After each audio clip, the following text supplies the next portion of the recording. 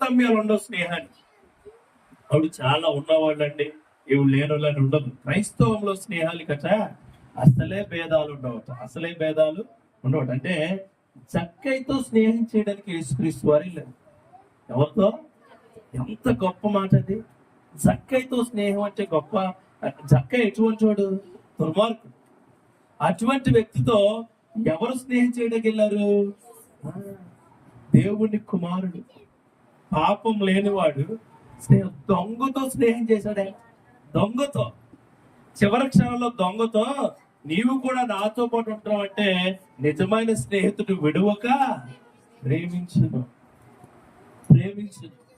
అసలు యేసుక్రీస్తు వారి స్నేహం వరకు వస్తేనండి, బాధల్లో, ఇబ్బందుల్లో, శ్రమల్లో ఉన్న వాళ్ళతో స్నేహం చేస్తాడు.